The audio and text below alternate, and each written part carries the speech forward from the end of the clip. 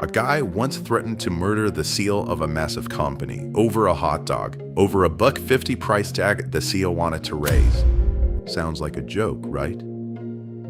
But behind that threat lies the most brilliant scheme in American retail. Costco sells nearly 200 million of these hot dogs a year.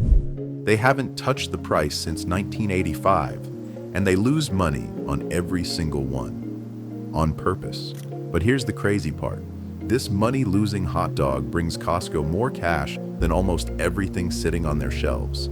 Let me show you how. We're going to break down 3 things. First, why this hot dog has been exactly $1.50 for nearly 40 years, when it really should cost over $4, and what that death threat was all about. Second, where Costco actually makes its money. Spoiler, it's definitely not the stuff on the shelves. And third, why you can't just walk in and buy this hot dog anymore. Let's start with the price, because the story behind it is legendary. $1.50 for a hot dog and a soda with free refills. Same combo, same price since 1885. Just to put that in perspective, if the price had simply kept up with inflation, this combo would cost somewhere north of $4 today. But it was $1.50 then, and it's $1.50 now. Somebody on the internet accurately called it the most stable commodity on the planet, and they're not wrong.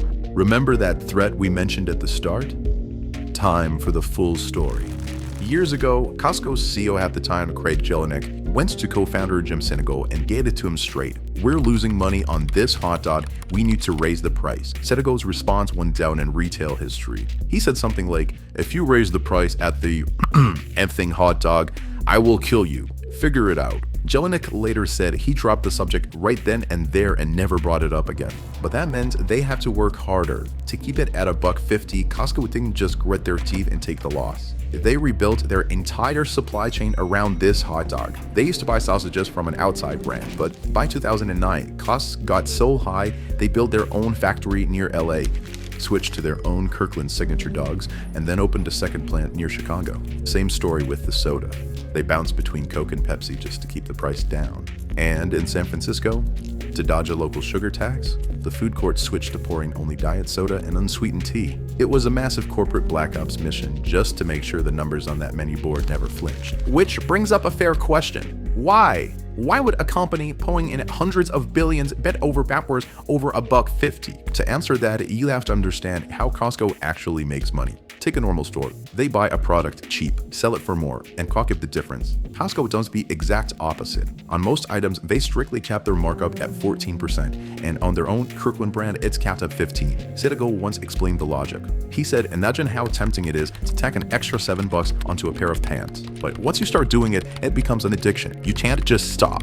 That's why they have a hard ceiling on markups so managers can't milk the customer. As a result, Costco makes absolute pennies on actual retail sales. Their product margin hovers around 1.5%. Yeah, 1.5%. Any normal retailer would have gone bankrupt years ago on those margins. And the hot dog, the cheap $5 rotisserie chicken, and the rest of the food court goodies, those are pure baits sold at a loss. In the industry, it's called a loss leader. You walk in for a cheap hot dog and you walk out with a cart full of $200 worth of stuff because along the way you stumbled into a giant tub of peanut butter. The catch: if Costco barely makes anything on what it sells and intentionally loses money on the bait, where do their billions in profit come from? How did they become one of the most valuable retail companies on earth? The answer is actually simple. You pay them before you even step foot inside the store. And once you realize what you're paying for, the whole hot dog scheme suddenly makes perfect sense. It's a membership fee. To even get inside a Costco, you have to buy a card. The basic one is $65 a year. The premium is $130. And this is where the magic happens, because that money is almost entirely pure profit. Look at this. In 2024, Costco sold roughly $250 billion worth of stuff, but they only collected $4.8 billion in membership fees, less than 2% of their total revenue, a drop in the bucket compared to overall sales. But that $4.8 billion accounted for more than half of the company's entire operating profit. meaning on a massive mountain of merchandise, Costco barely breaks even, but the real cash comes from this one thin line on the income statement. And this isn't a one-off fluke. According to Costco's own annual reports, the membership consistently carries almost all of their net income. In 2022, it was 73%.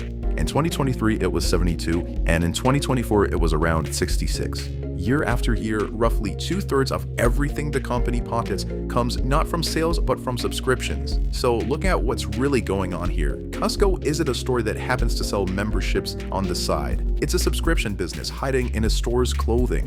You pay an annual fee just like Netflix, and the massive warehouse of goods is just a giant showroom to justify that subscription. And you know how well it works? About 90% of people renew their cards. 9 out of 10 for retail. That is an insanely, almost obscenely high loyalty rate. And now finally, we come back to our hot dog, because its real job isn't to feed you for $1.50. Its job is to sell and retain that subscription.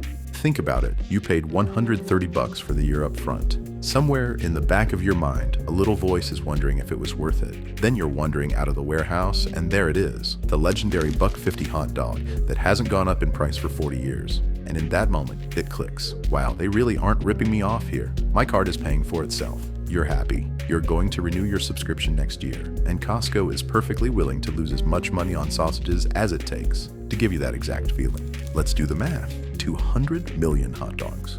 A small loss on each one. Overall, that's tens of millions of dollars in losses a year. Sounds like a lot, right? But compare that to the cost of advertising.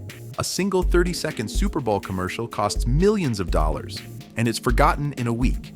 But a $1.50 hot dog built Costco's reputation year-round for decades. People write articles about it, print t-shirts, and make videos just like this one. It is, without exaggeration, the cheapest and most effective marketing in all of retail.